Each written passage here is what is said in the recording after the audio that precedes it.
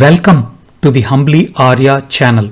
In this session, we will learn how we can create a simple web-based application using Spring Boot and Kotlin.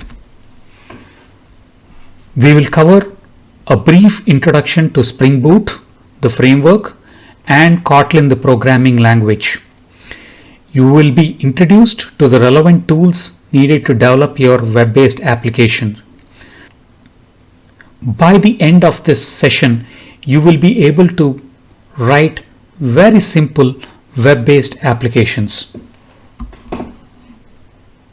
What is Spring Boot? You may have heard of Spring. Spring is a popular application framework that can be used to build standalone applications, client server applications, and distributed applications.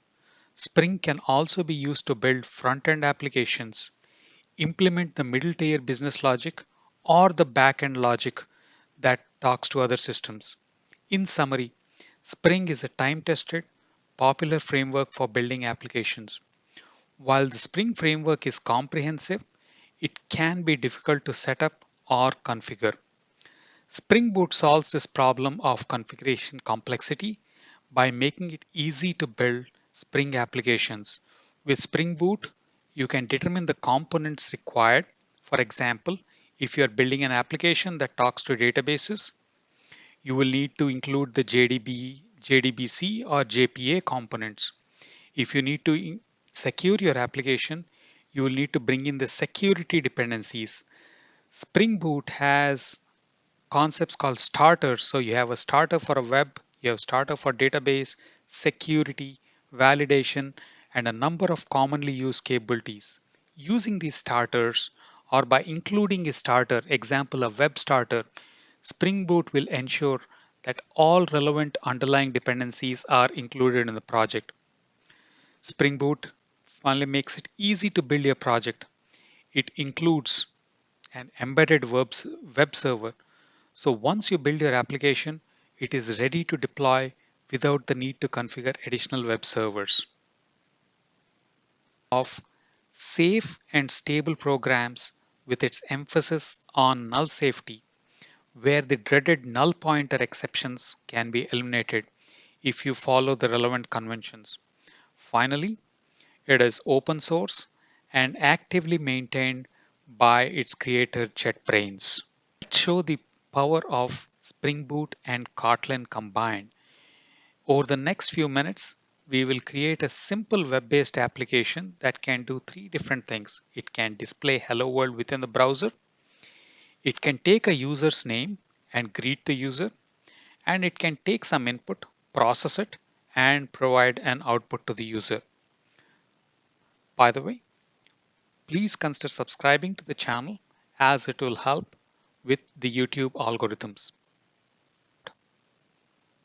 To build a web-based application, you have some requirements. First, you will need an integrated development environment or an IDE. You'll need the Java development kit. Here I will be using version 16. You'll need the Gradle build management system as well as internet access to download the relevant build management file for Gradle. You will need an integrated development environment or IDE for short to write your code, debug your code, and eventually deploy your code. Now, there are several tools that enable you to have a good developer experience. You have Spring Tools for Eclipse, which is a free tool, which is a free IDE. You have Visual Studio Code, which is a great editor, and IDE for writing code in number of languages including C, C Sharp, C++, and Java.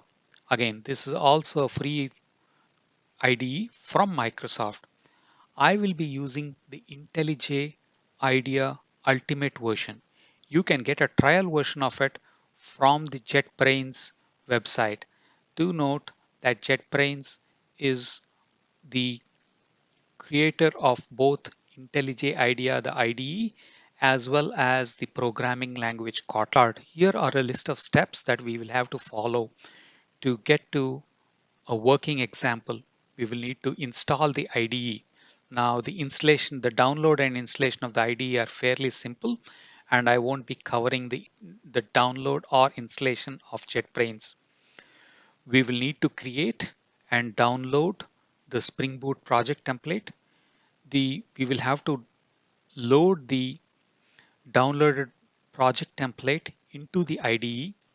We will add the code for the capabilities that we mentioned, which is printing or displaying hello world in the browser or greeting a user. We will add the code for that. Code, we'll build the project, and finally we will run the project. The Spring Initializer, as I mentioned earlier, is easy to use. It accommodates a range of languages. So you could be programming in Java or Kotlin or Groovy, and the initializer supports it. You can use multiple project tools. So you can use Gradle or Maven. Here I will be using Gradle. You can pick the particular version of Java that you want to use. We will be using Java version 16 here, and Spring Boot allows you to pick the various dependencies via the use of starters. Is the Spring Initializer website. So I go to get to this, you go to start.spring.io, and you have the Spring Initializer website. You can use either Maven or Gradle. Both of these are good project management or build management tools. I will be using Gradle, and since this is a Kotlin and Spring Boot project, I will be choosing Kotlin as the programming language. There are several versions of Spring Boot. I will be using version 2.5.2. And here you have the metadata. Here you have some information on the project. So in this particular case, I will be providing Humbly Aria as a group. And since I'm creating a simple web application, I'll go ahead and type a simple web application as the artifact. For description, just type simple web application that greets users and processes input. Now you can have the build script either generate a jar file or a war file, and you can choose the particular version of Java. In this particular case, I will use Java 16. Now you can add the relevant dependencies that you need. In this particular case, let me pick Spring Boot Dev Tools. While I don't really need the web dependency for this particular project, the project that we are doing is fairly simple and we don't need the web dependency. But if we needed it, all we had to do is include the Spring Web dependency here. And then clicking on Explore. So this is the Gradle file, the Gradle build file that is going to be generated. And this contains a lot of information that we provided via the web UI. For example, it says that the Spring Boot framework version that should be used is 2.5.2. The code is going to be part of com.humbly.aria, and the list of dependencies is available here. So in this particular case, I picked the Spring Boot starter web dependency, and I also chose the Spring Boot dev tools, and the rest of the dependencies, for example, the Jackson module, the Kotlin reflect, the Spring Boot starter text, were automatically included by Spring Initializer. Now I can close this and I can go ahead and generate. So I open IntelliJ, I click on Open Project, I navigate to the relevant folder, click on the Simple Web Application, click on Trust Project, and wait for it to load. Now this process may take a while. Remember that you have Gradle run, you have Gradle, the build management system, which is now going to determine all of the dependencies that we saw in the build.gradle file.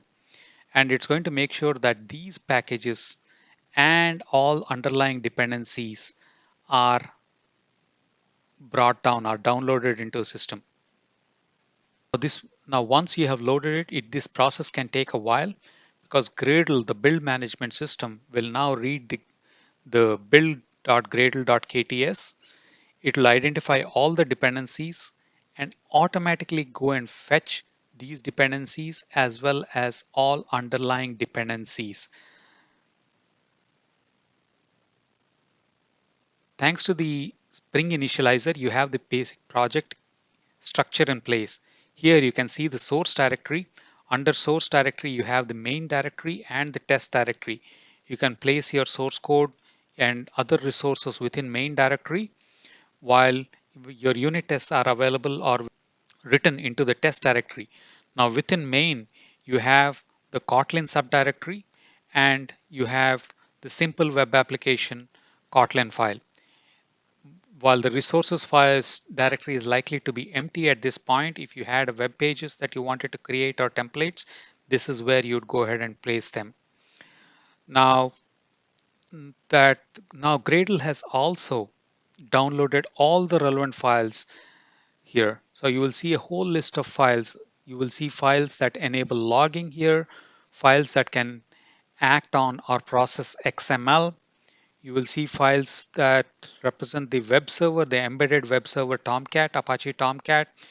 You have the relevant dependencies for unit testing. That's the JUnit unit testing. And you have the relevant Spring Boot core files, the Spring Boot files for building web-based applications, etc. here. So let's go back. The package that this application will belong to. The packages are code that you are going to be importing. You have the Spring Boot application annotation, and then you have the main function. We have we have seen this add Spring Boot application annotation in the main file. What does it mean? Add Spring Boot annotation tells Spring to scan the current package and all sub packages. So we are right now in com.humbly.aria.simple web application. Now, if we were building an e-commerce store and we had shopping, and within shopping we had a sub package called payments, this instructs Spring to scan both this com humbly aria simple web application as well as the sub packages shopping and shopping.payments. Now, a Spring or Spring Boot web application may contain beans. For sake of simplicity, consider that beans are just objects which are created and destroyed by the Spring container. So this add Spring Boot application also tells Spring that the classes may contain bean definitions. And you also saw the run application method within the file. The run application method is Spring's main method. You can use this to configure the application behavior. For example, if you want Spring to run some code when the server is ready, you can configure a listener that waits for a signal that the server is ready and then runs your custom code. It is fairly common to have different settings for your application in production and testing. Your Spring application connects to a production database while in production environment and a different database during development or testing. This can be achieved via the use of profiles. You can have a production profile, a dev profile, a test profile, a user acceptance test profile, and so on. All of this customization is allowed or enabled through the use of the run application method.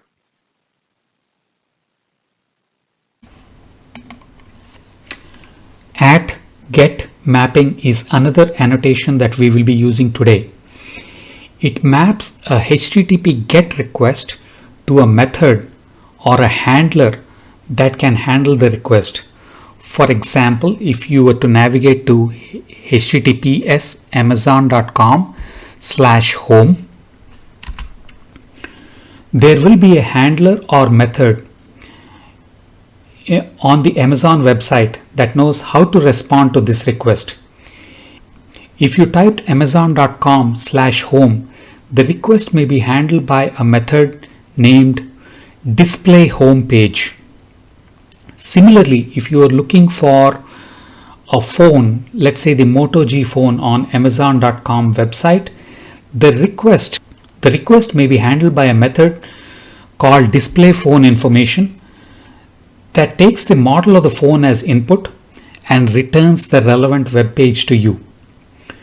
We will create a few get handlers or methods that can handle these incoming get requests. Next, we will use the @get mapping annotation to map these requests that you type in the address bar of your browser to these methods. The Spring Initializer has created a basic web application template for us. Now let's go ahead and enhance it. Let's write a method that they let's write a method that returns hello world to the user. And so whenever the user goes to the address bar and types localhost colon 8080 slash hello, our web application displays hello world back to the user. We do this by writing the get handler, which is a method, and we enclose this within a controller class. The controller class interacts between the user or the browser making the request and the handler that can handle this request. Let's see this in action. So we previously discussed about having the web-based application that displays hello world. To write or to display hello world into a browser, let's create a class. So let's call this class as web app, and within the web application, right, let's have a method that prints display world. To do that, we create a method called greeting, and of course it can be anything. The name of the method can be anything you want, and let's have it return hello world. Now, because it returns a string, let's change the return type of the method to string. Finally, in this particular case, we want the web application to print hello world in the browser whenever the user goes to a particular URL. And that URL that we have in mind is hello. So when the user goes to, let's say, localhost slash hello, the browser should return hello world. To do that, we do a get mapping. This basically tells the browser that whenever the user makes a get request to the slash with the slash hello in the URL, then return hello world. We also need one more annotation, which is the response body, which enables this text to be sent back to the browser. Now, we need to transform, or we need, or the Spring application has to be able to take a user input and redirect it. The Spring application has to be able to take the input from the user, and whenever the user types in hello world, it has to be able to map the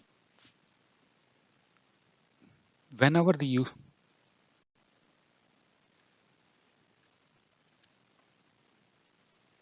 so I go to localhost slash 8080 and hit enter, and obviously there's nothing there. There is no method mapped to localhost 8080. Now we know that we had a method called hello, so let's try that particular method, and here you see that hello world is printed here. What have we done so far? We have created a simple function that prints hello world. And how did we go about doing it? We created a method called greeting, and we associated the slash hello. That is, when a user goes to slash hello, the controller invokes the greeting method, takes the output from the greeting method and sends it back into the browser, and the user sees the hello world message. Let's In the next stage, let's greet a particular user. In this particular case, the user navigates to localhost colon 8080 slash greet slash and then provides his or her username. Now our method extracts the username from the URL and constructs a strings saying hello user. So if the URL provided was greet slash Arya, the greeting that will be created as hello Arya, and this message is displayed in the browser. So how do we go about it? Let's write the code for it. So first, let's write. So we are looking at the user going to localhost 8080 slash greet, and the user, let's say, types his or her name, in this case Arya. What we do is we parameterize this, that is, anything after greet is treated as a path variable. We extract the path and we print or display within the browser. We greet the user saying hello Arya. How do we go about it? We write first, we map the URL, that is, any request that has this particular pattern of greet slash first name should be directed to this method. We write the method itself. In this case, it may be fun greet user, and Spring has a concept of a path variable. So this first name that you see is part of a path and is a variable, and that can be represented in the function as a path variable. In this particular case, the name of our path variable is first name. The first name is of type string. So let's define the type of the first name, followed by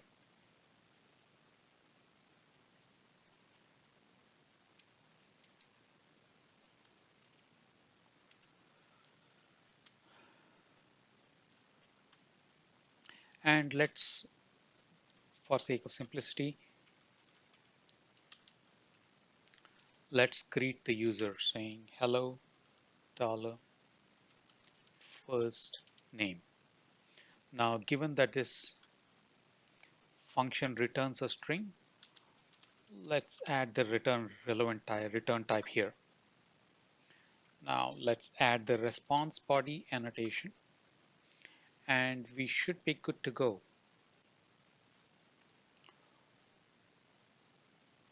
Let's build our application.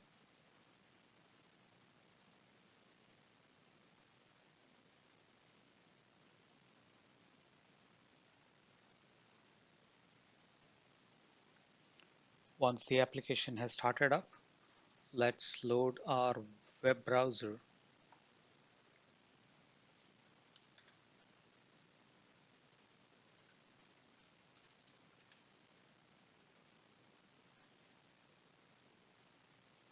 Here we are, and the URL was greet Arya.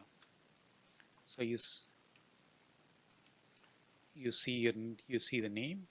So now let's say greet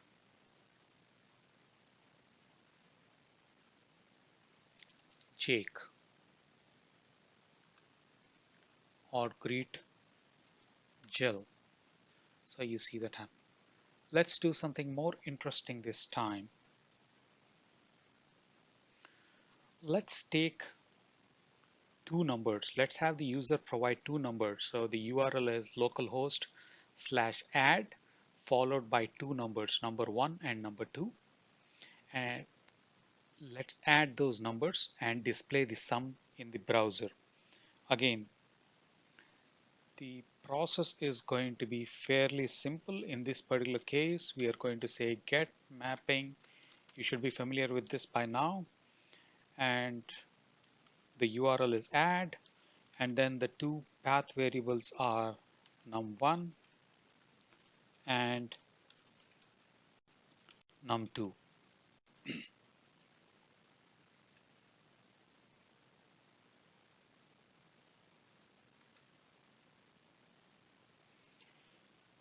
So rest it's going to Let's add the response body, and then let's say fun sum at path variable, the first variable, which is num1. Num1 is an int, so let's declare the type of num1, which is an int, followed by the second path variable, which is called num2, and let's define the type of num2, which is also an int. Now this returns an integer, this returns a sum, which is an integer. And now let's define the function itself. So return sum equal to num1 plus num2. Return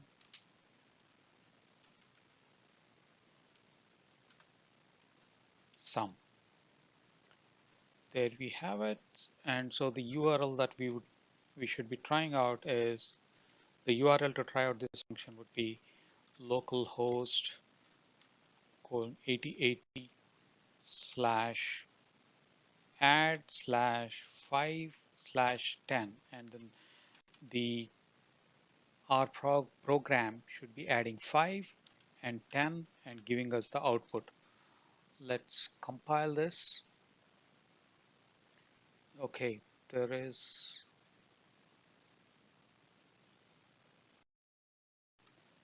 sum equal to